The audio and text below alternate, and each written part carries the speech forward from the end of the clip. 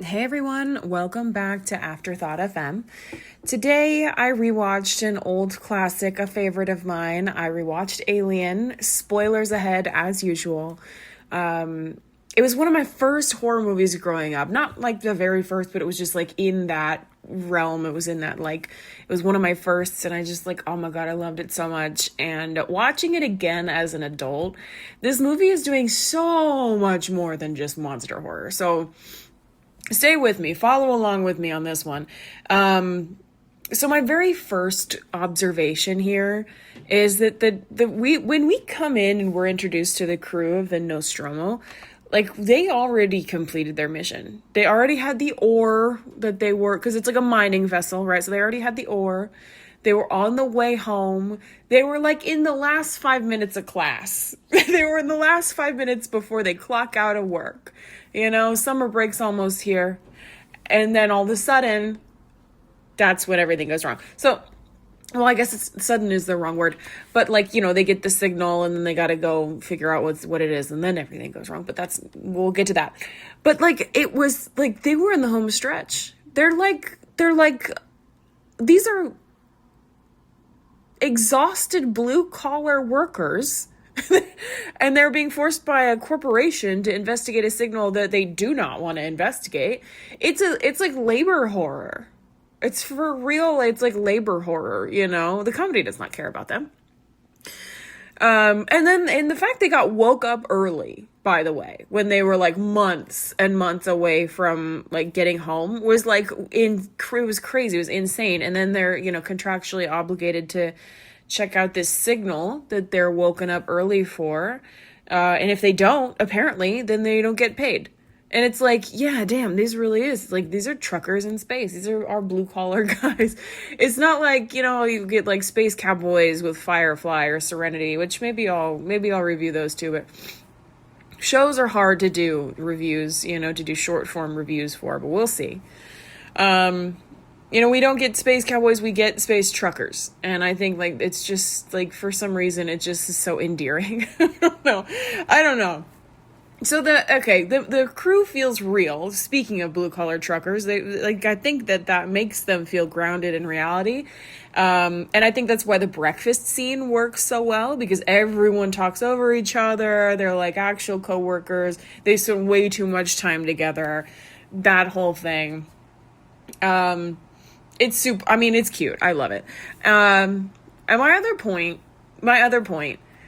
Ripley is right the whole time. She spends half the movie being the only person following proper safety protocol and procedure, and everyone treats her like she's overreacting. And I'm just nobody listens to the smart lady.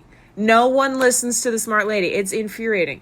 And there's so many parallels to that in real life. We can talk about this being kind of this movie being a commentary on feminism for sure. And I know they say that that's not why it was made, but I don't know, look at it though. No one listens to the smart lady. There's the creature horror is kind of a body horror, but it's enacted mainly on men.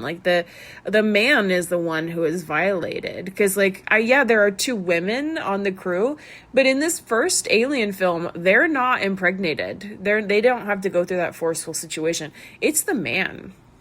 And I just think that's super interesting to make that switch or twist in sort of society's plot for women. And I don't know, I kind of love it.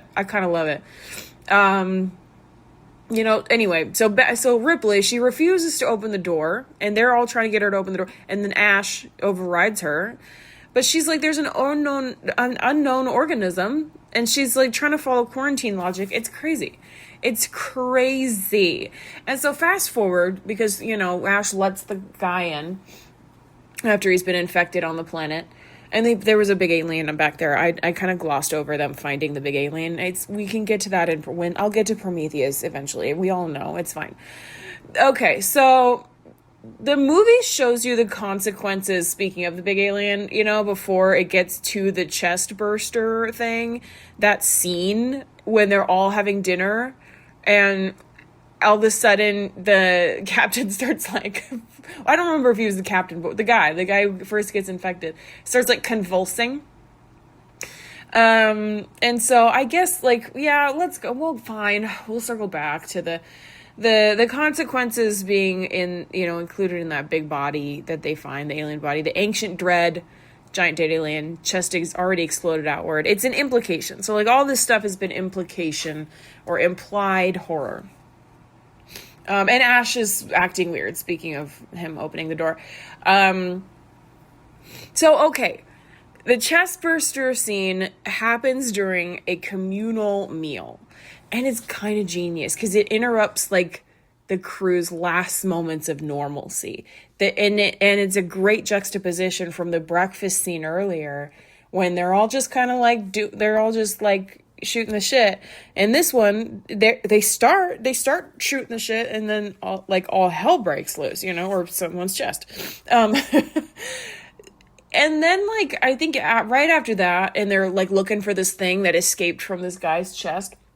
I think that's when the isolation starts to set in because they realize they're 10 months from home.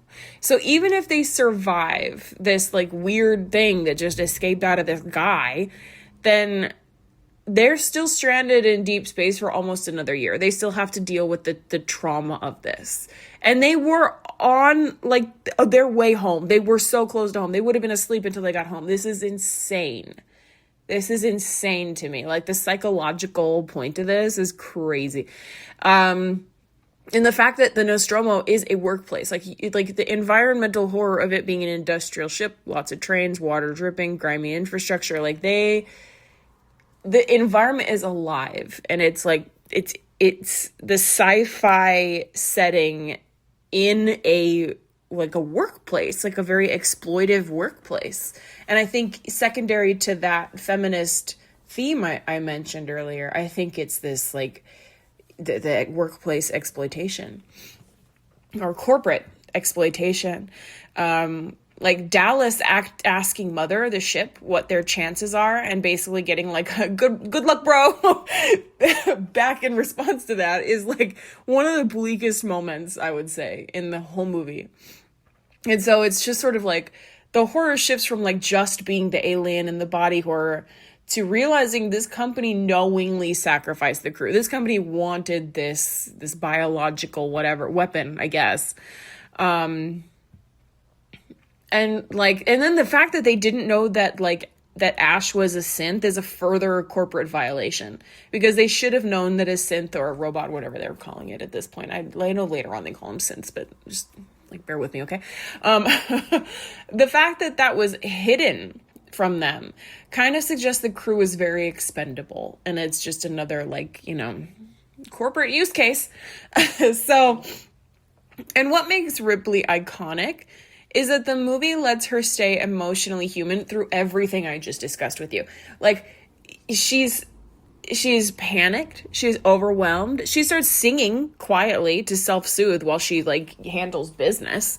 She's exhausted. She's like this functioning despair. I don't know. Despite fear, she's still doing it. And it could never be me, honestly.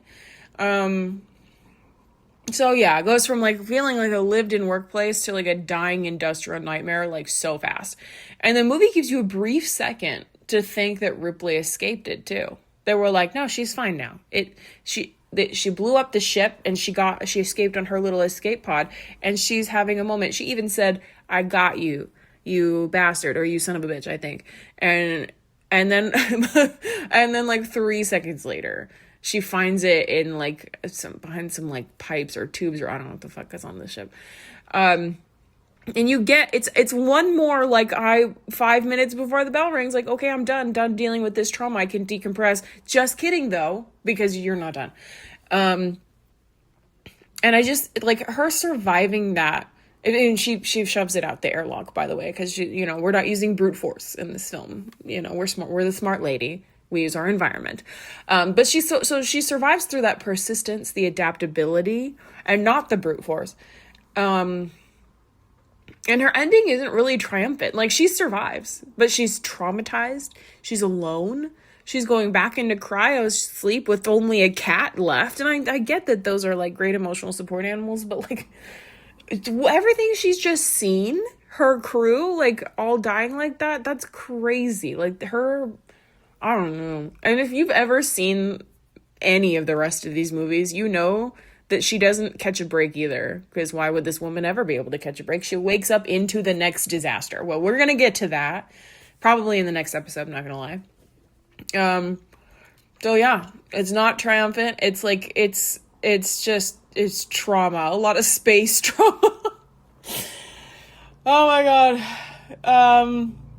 Anyway, so my final verdict here is that it works because it's not just monster horror. It's about labor exploitation, institutional betrayal. These are ordinary people, like these blue-collar people trying to survive systems that already decided that they were expendable. And that's just, Alien and the horror of corporate exploitation. Alien and the horrors of... Oh my God. Okay. Thank you guys so much for listening. Let me know what you guys think, and I will see you in the next episode.